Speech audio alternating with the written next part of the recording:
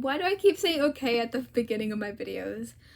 Anyways, I have another 5 books to review today, and we're just gonna get started. I'm gonna do the same thing as last time where I reviewed, I am reviewing, where I read the backs of each book. So first we have Cole and Sav. I can't speak in this video either. I said I love this book. I like YouTuber type of books, and this caught my attention.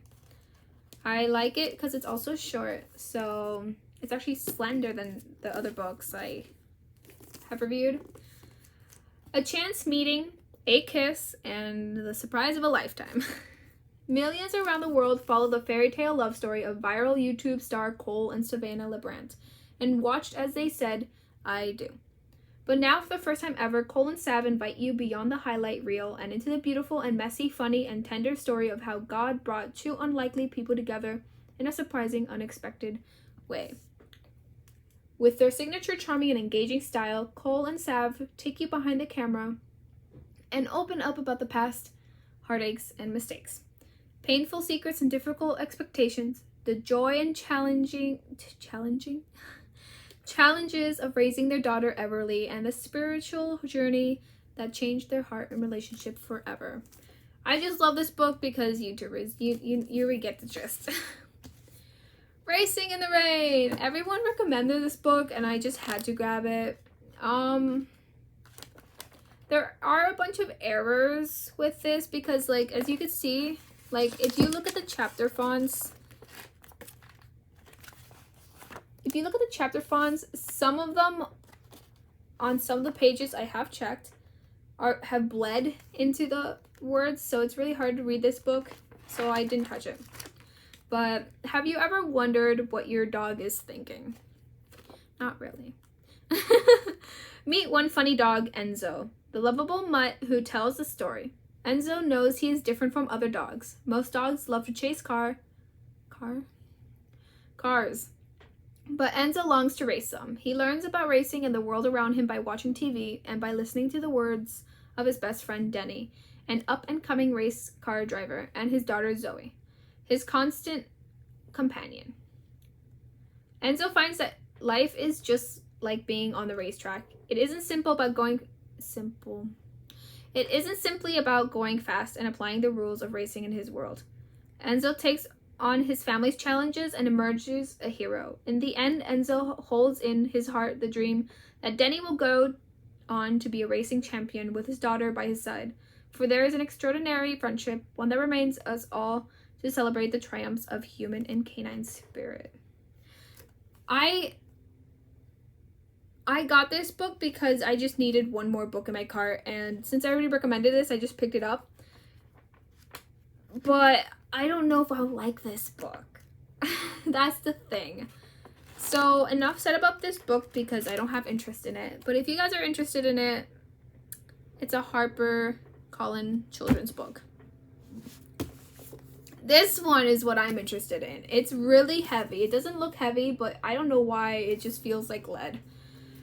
This one is the time-traveling fashionista on the board, the Titanic. So I haven't seen much books about the Titanic, but I had to. Also, these pages are slightly different. Anyways, though these are, I wouldn't call this like a series, but so we have time-traveling fashionista at the palace of Antoinette and Cleopatra, Queen of the Nile. Those are the other books. This feels like lead. But the reason I like it is because, one, if you look at the book, it's like, oh my god, that's colorful, right? Oh my god, that's colorful. Look how much, like, that's effort. And you know what? I actually really like that. It's really colorful. It's really nice. Each chapter, as you can see, has some color. There's some pictures. What if a beautiful dress could take you back in time?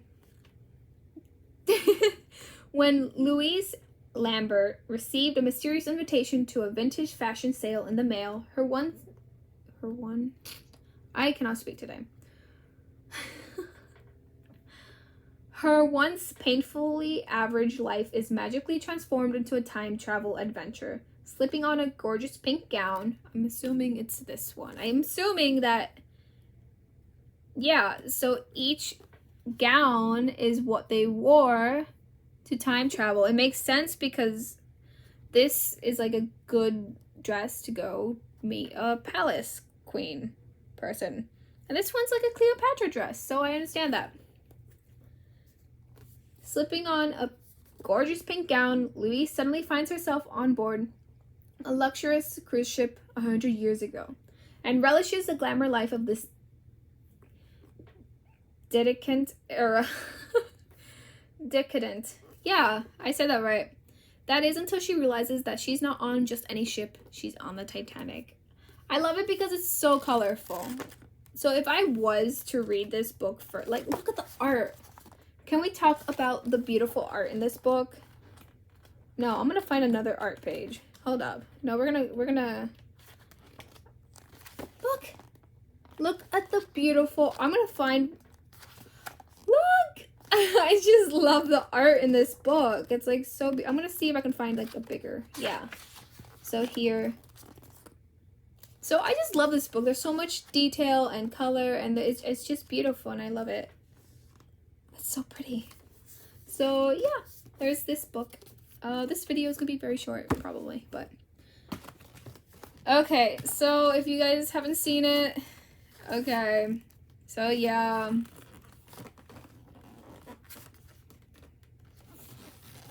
Yep. You guys can see it. It is from the same author. Now, this is actually cheaper getting this set than getting the book separately. So, it's The Hate You Give. Everyone knows what that is about, so I don't think I have to explain it. And then on the come up. So, we're going to actually take them out. Look how, like... Okay, so first of all, I'm touching this cover and it feels amazing. Like, there's the gloss, but then there's like that rough sandpaper type. And then you look at this one, it's like so smooth. So first we're gonna actually show you what the book would look like outside of cover. It's normal, it's actually really pretty. We all know this one. The reason I actually got this book was because I knew not much of the whole Black Lives Matter thing when it was going on, and I wanted to see what was going on, and I wanted to get books like these, and I found this one, and I liked the movie. I mistakenly watched the movie because my mom was watching it, and she wouldn't turn it off, and she just blasted it. This one is... I'm gonna put this as Black Lives Matter.